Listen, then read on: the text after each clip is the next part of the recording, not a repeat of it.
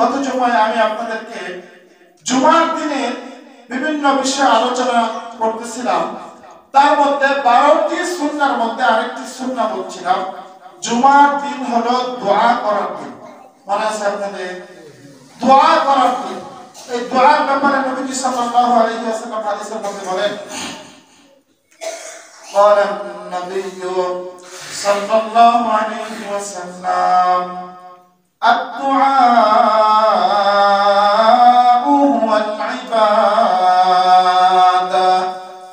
أو كما قال النبي صلى الله عليه وسلم নবীজি সাল্লাল্লাহু আলাইহি ওয়াসাল্লাম ডাক দিয়া বলেন, হে দুনিয়ার উম্মতের দল, দোয়া হলো এমন একটা ইবাদত, দুনিয়ার মধ্যে তোমরা যত ইবাদত করো না কেন সমস্ত ইবাদতের মগজ হলো দোয়া। বলেন কি? দোয়া। আদ-দুআ মাখুল ইবাদাহ, মাখুল শব্দের অর্থ হলো মগজ। দোয়াকে নবীজি সাল্লাল্লাহু আলাইহি ওয়াসাল্লাম মগজের সাথে তুলনা করেছেন। মুসলমান ভাইরা আমার, মগজ আমাদের শরীরের মধ্যে কেমন ইম্পর্টেন্ট একটা জিনিস। আমাদের শরীরের 3.5 হাত বডির মধ্যে সব কিছু আছে।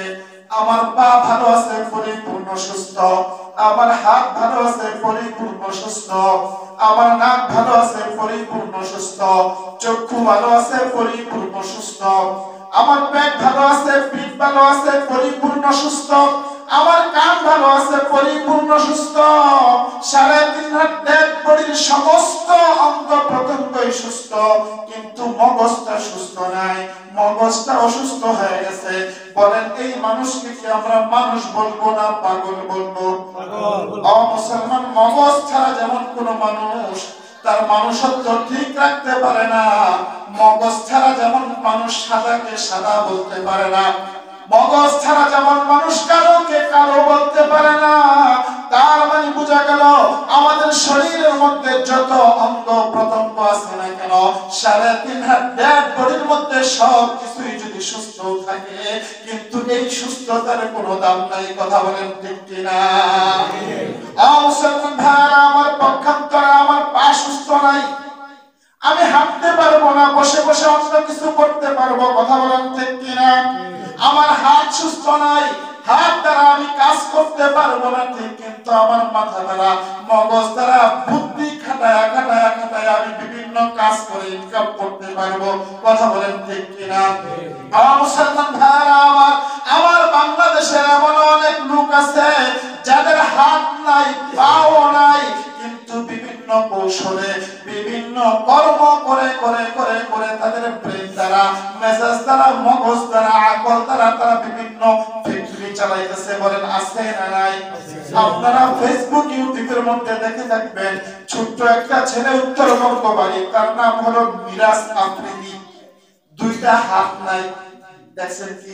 এই মিরাজ আফ্রিদি ইউটিউবিং করতে করতে, ফেসবুকিং করতে করতে, সেখান থেকে ইনকাম করে করে তিনি বিভিন্ন তার সেলুন চালায়, বিভিন্ন দোকান আছে সেই দোকান চালায়, অথচ তার 2 হাতের মধ্যে কোনো একটা হাত নাই।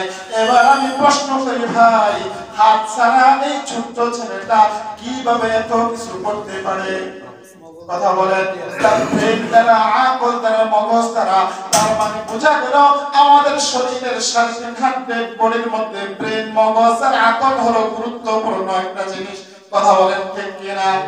মুসলমান ভাইরা আমার, এই জন্যই নবীজি সাল্লাল্লাহু আলাইহি ওয়াসাল্লাম ডাক দিয়ে বলেন, আদ-দুআ হুয়াল ইবাদাহ।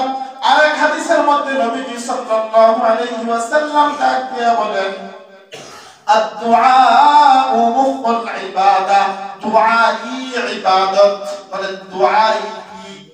কোরআনে কারীমের মধ্যে আল্লাহ রাব্বুল আলামিন অনেক জায়গায়